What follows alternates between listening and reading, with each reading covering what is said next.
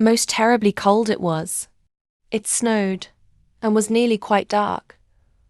An evening, the last evening of the year. In this cold and darkness there went along the street a poor little girl, bareheaded, and with naked feet. When she left home she had slippers on, it is true. But what was the good of that? They were very large slippers, which her mother had hitherto worn.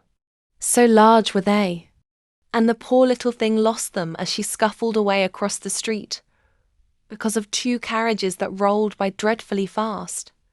One slipper was nowhere to be found. The other had been laid hold of by an urchin, and off he ran with it. He thought it would do capitally for a cradle when he some day or other should have children himself. So the little maiden walked on with her tiny naked feet, that were quite red and blue from cold. She carried a quantity of matches in an old apron, and she held a bundle of them in her hand. Nobody had bought anything of her the whole livelong day. No one had given her a single farthing. She crept along trembling with cold and hunger, a very picture of sorrow. The poor little thing! The flakes of snow covered her long fair hair, which fell in beautiful curls around her neck. But of that, of course, she never once now thought. From all the windows the candles were gleaming, and it smelt so deliciously of roast goose. For you know it was New Year's Eve. Yes, of that she thought. In a corner formed by two houses, of which one advanced more than the other, she seated herself down and cowered together. Her little feet she had drawn close up to her, but she grew colder and colder, and to go home she did not venture, for she had not sold any matches and could not bring a farthing of money. From her father she would certainly get blows, and at home it was cold too, for above her she had only the roof, through which the wind whistled, even though the largest cracks were stopped up with straw and rags. Delightfully, the little girl had already stretched out her feet to warm them too. But the small flame went out, the stove vanished. She had only the remains of the burnt-out match in her hand. She rubbed another against the wall. It burned brightly, and where the light fell on the wall, there the wall became transparent like a veil, so that she could see into the room. On the table was spread a snow-white tablecloth.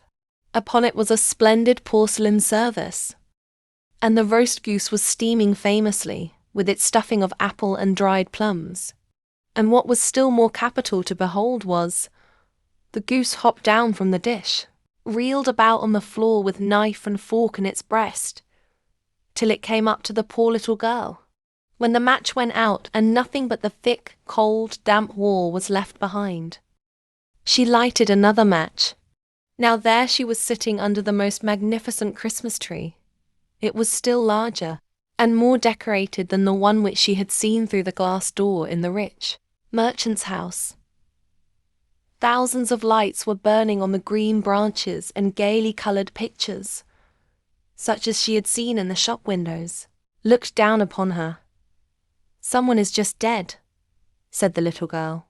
For her old grandmother, the only person who had loved her, and who was now no more, had told her that when a star falls, a soul ascends to God.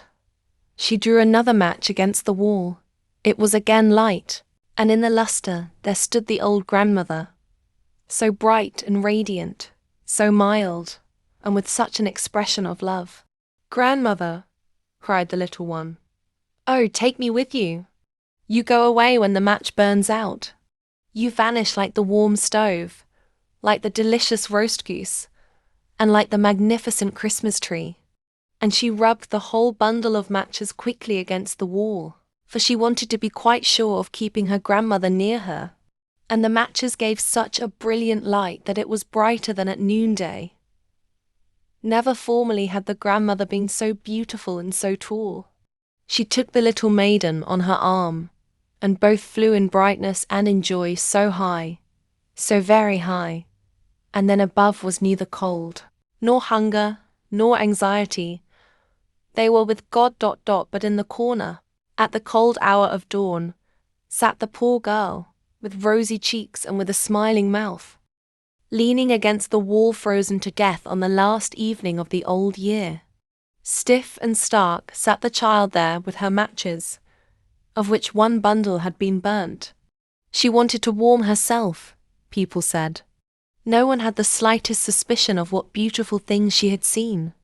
No one even dreamed of the splendor in which, with her grandmother, she had entered on the joys of a new year. Thanks for watching. Please subscribe.